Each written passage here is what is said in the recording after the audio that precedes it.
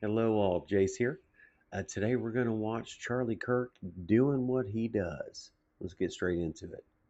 Okay, so my Hi, name what's is, your name? I'm Ari, Nice to meet you. What's your name? Anna, Nice to meet you. and we're both Manhattan, Kansas natives, which is why I honestly feel extremely disappointed that I see people here that I've grown up with and knew my entire life. It honestly feels pretty honestly. Yes. But what I want to know is your opinion on gun violence and gun control. Well, first, why does it make you feel so bad that they're here? Because I know that we grew up a different way. You grew up a different way? Yes. What way do you think I espouse? Very conservative, very. Does that make me like right-wing. a bad person? Like, When you go against my rights and my beliefs, yes. I Okay. think so. But I'm a to bad my person. to my question, okay. Yeah. About gun violence? What in Yes. particular? like the shootings that are going on in America, that thousands of kids are dying. Well, thousands of kids aren't dying every year, but a lot of kids are dying. You're right.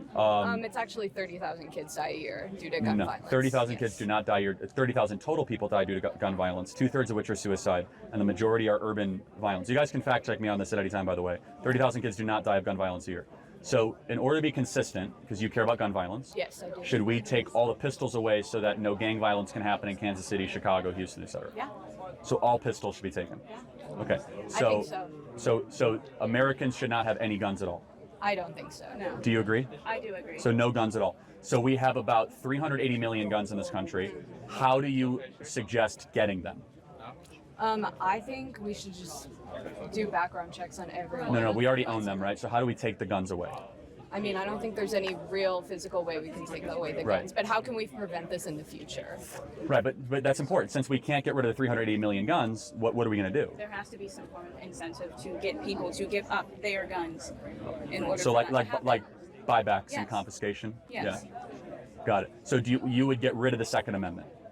Yeah. Okay. Why? Because children are dying. Got it. So 30,000 people. Children are dying. Got it. 30,000 people die of gun violence a year, right? 30,000. 55,000 people die from auto fatalities every year. Should we get rid of cars? Is that what we're talking about? Yes, it is. No, you said 30,000. That's a lot of people, but a lot more people die because of cars. So we should get rid of them, right?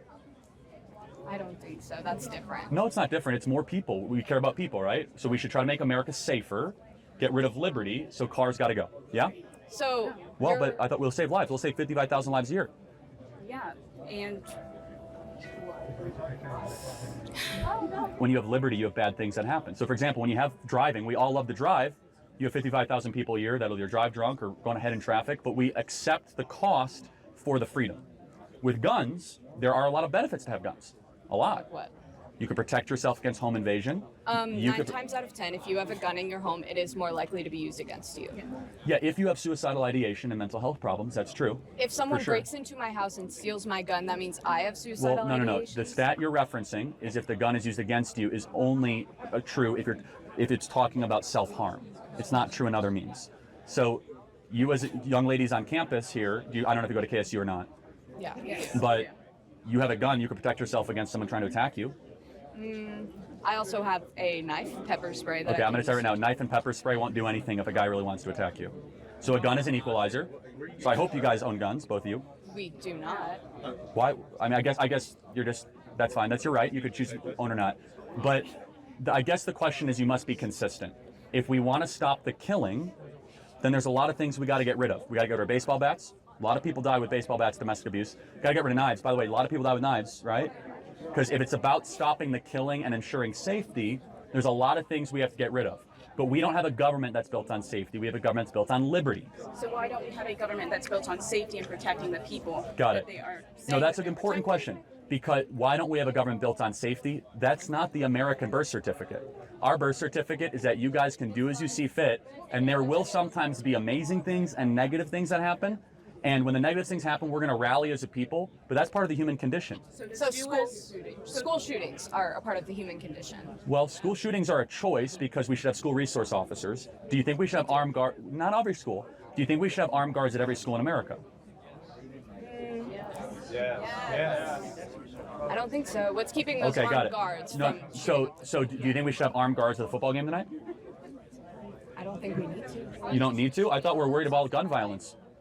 So no armed guards at the football game. Should we have armed guards in front of banks? I was in a school shooting my senior year of high school, and an armed guard saved my life. An armed guard saved your life? So if we had more armed guards in schools, would it be a better thing? Absolutely. I think so. I 100% But what I'm getting at is we protect our money with guns, we protect our airplanes with guns, we protect our sporting events with guns, but we don't protect our kids with guns. Why is that? Okay, so that was a master class in how to dismantle an argument in under 5 minutes. A few takeaways I've got from that. First, it's so disheartening to hear when she says that she's disappointed that so many people are at that event because they disagree with her politically, and that they are bad people because they are conservative. I hate that the school system, these teachers have indoctrinated these kids into believing things like this. I don't think somebody's a bad person because they're a Democrat. I don't know them, and a lot of Democrats are really good people. It really bothers me that people feel that way, that they've been taught to feel that way. Um, you know, th- this goes back into the inability for people today, especially kids, to think critically. She truly believed that 30,000 children died per year from school shootings in America. She heard that stat. She was taught that stat. She believed that stat. She never stopped to think, wait, that would mean almost 600 kids per week are dying from school shootings. She never stopped to think, wait, that doesn't quite sound right.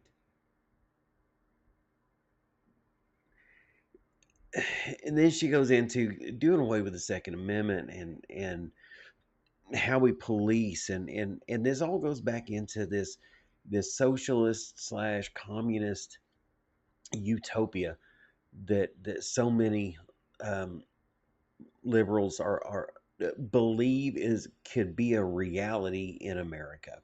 We don't need to send police out to people's homes if there's a situation. We need to send social workers. It's this same philosophy that would fail miserably, and a lot of people would die. Um, but as far as the Second Amendment goes, why don't they take away people's guns?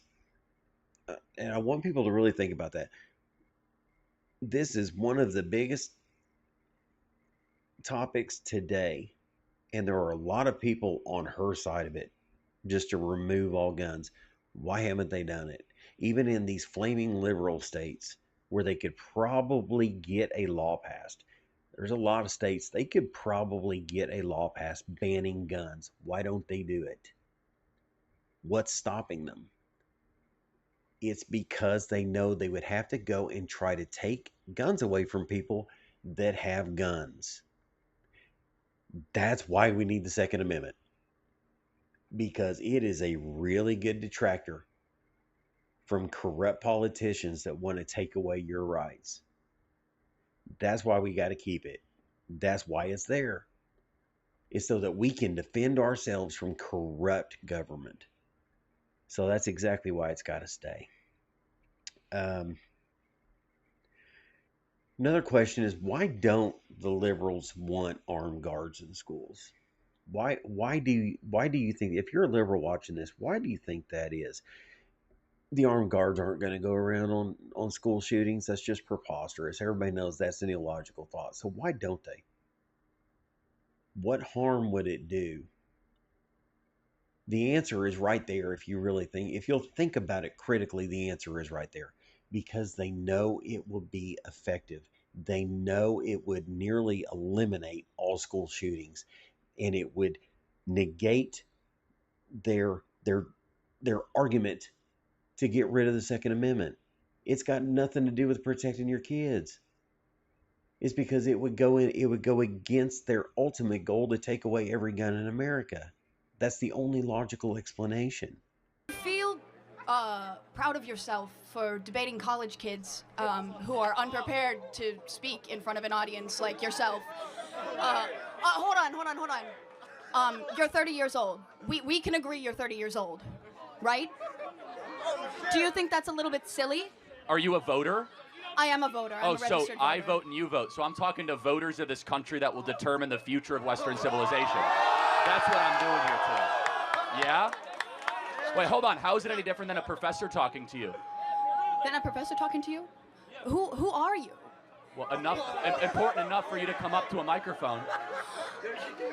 Actually, when I first saw this ad, I thought it was like an improv comedy thing. It looked so ridiculous that I didn't even think it was real. Well, no, you could see. Look how popular Trump is on your campus. How does that make you feel? That's not comedy. That is a 5-alarm fire for Kamala Harris, because she's probably going to lose Pennsylvania. Look. But no, I just want to be clear. Is there something wrong with talking to voters? No, there's nothing wrong with talking. Well, that's to what we're voters. doing here today. It's an open mic. I think that you push a dangerous agenda. Such as? Your stance on abortion rights, for example. Here we go. Okay, so let me ask a question. What is your name? Jean. Jean. And what is your understanding of the current Republican Party's stance on federal intervention in abortion? Well, I know that they want to bring it back to the states, right?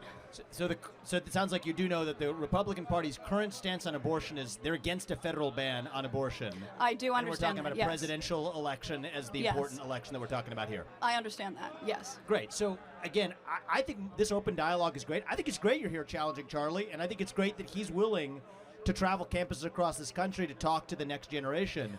We need more conversation. Now, where's the disagreement, though, on content? Because you could criticize style or why you're talking to people Listen, or dunk on someone personally, but where do you actually disagree with I the agree substance? with the way that you edit content and specifically frame it so that people look bad talking to you.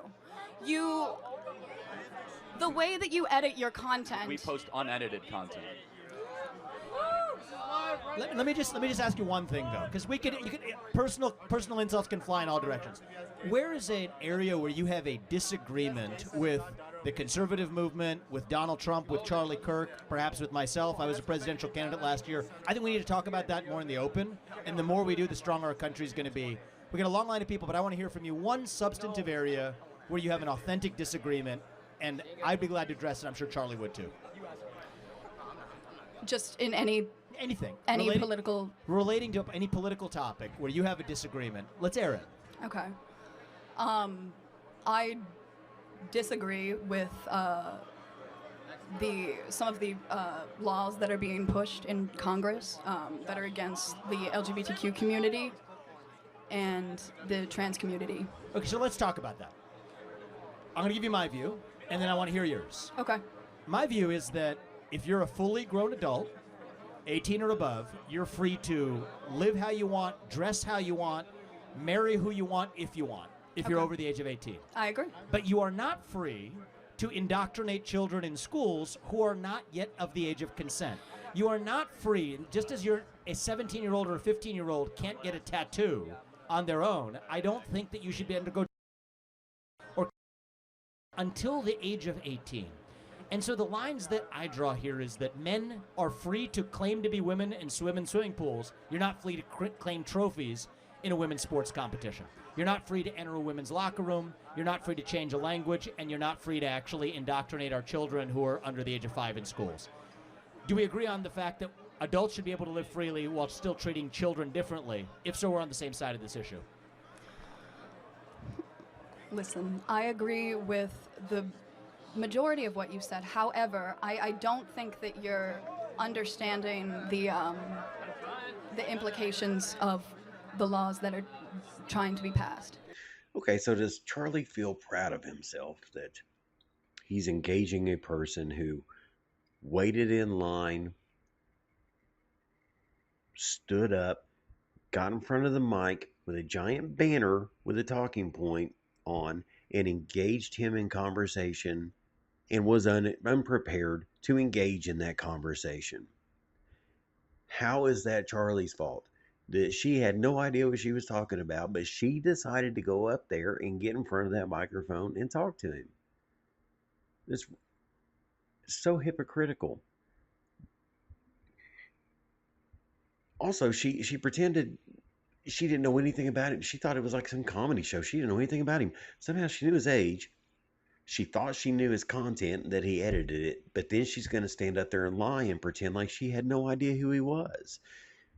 She was dishonest from the jump. She should have stayed out of it. Um, I think this is a perfect example of, so many liberals, and not just college kids, liberals in general, have their preconceived notions of the evil Republican Party and us horrible conservatives with absolutely no idea what our party stands for. Do some homework. Learn what it's really all about. You saw it in this interview, or in this conversation, when Vivek started talking about what the principles were, what the policies were, what the stances were. She had no argument. She probably had no issue with them.